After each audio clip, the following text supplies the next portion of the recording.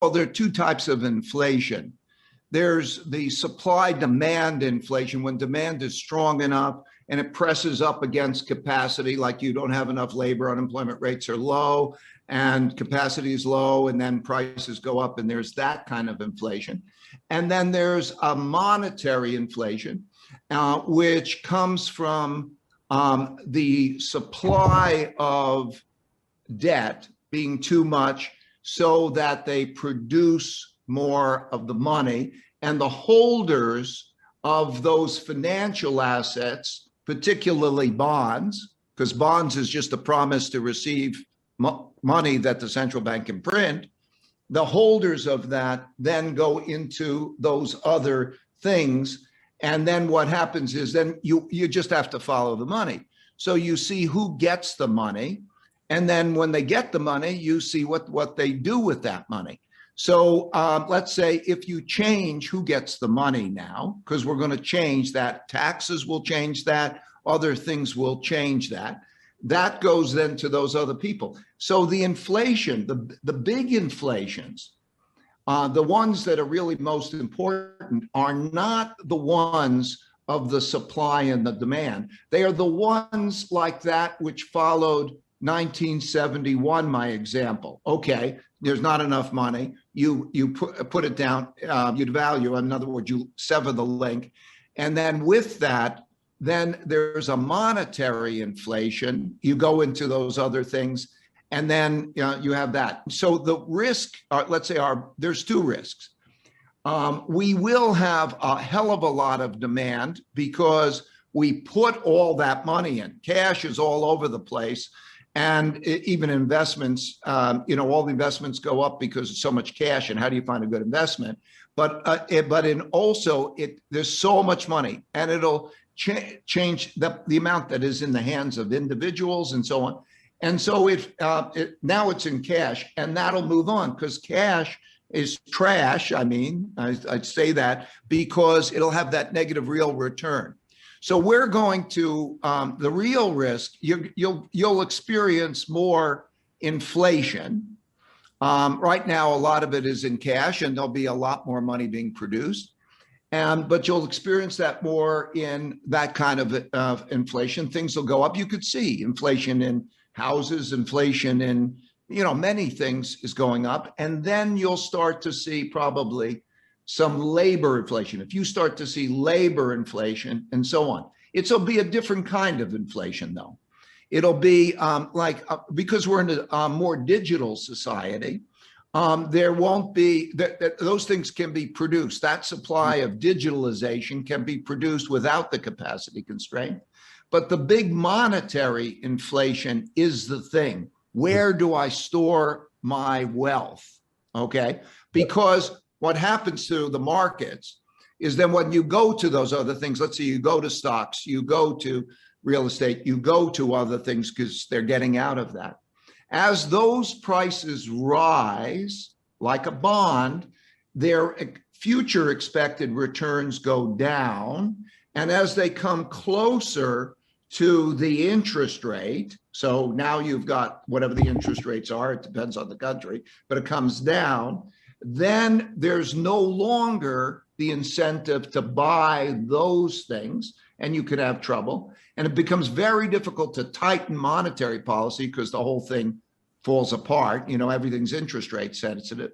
And so the central bank has got to then print that. Then you have negative real returns in stocks and other assets, like we did in the 70s, but the nominal return goes up. That pattern has happened over and over. And in this year, we've seen institutions like yours. I mean, I don't know whether you guys have actually bought any Bitcoin, but I certainly know that you're interested in it. We've certainly I have some Bitcoin. I think Bitcoin's greatest risk is its success.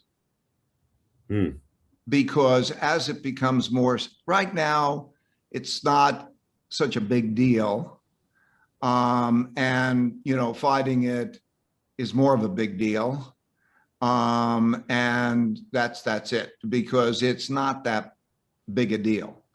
As it becomes a bigger deal and more of a threat, let's say people want to sell their bonds and they want to buy Bitcoin. And they want to do that in a bigger way, like buying gold or something in a bigger way. And then there's more transaction. They lose control over that. And that's an existential risk. There's a real economy and there's a financial economy, and we shouldn't confuse those things. And in other words, people think, okay, the price of the stock, the price of the house, the prices go up and they think they're richer, and that's not true. It's the same house. They just do the accounting for it, and then, oh, they say I'm richer. They're not richer. They have the same house.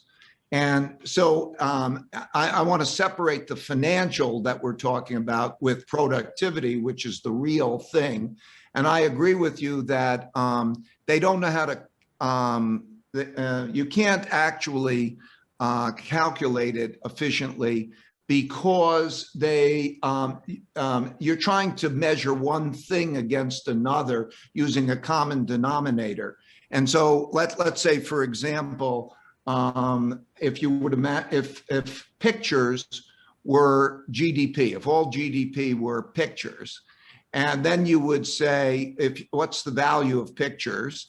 And you would say it plunged to zero. But yet there are more pictures. You could take them on your phone and you could take them all around. And there's not a good translation mechanism for saying, okay, actually we got all of this other stuff around, and it's so, because you have not a common denominator when you try to put that in value, if you change value. So it can't be productivity can't be well measured, but at the same time, we know that we're changing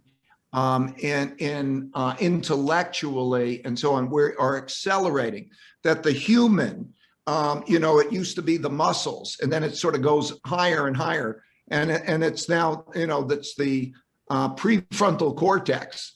And can you now invent and do things, because the doing of anything else, it becomes increasingly not worth anything, because it can be replaced by robotics and other types of things. And that creates efficiencies and so on, but it also creates tremendous social consequences in terms of things like incomes and wealth disparities and so on, that we haven't begun to approach, like how does one deal with that?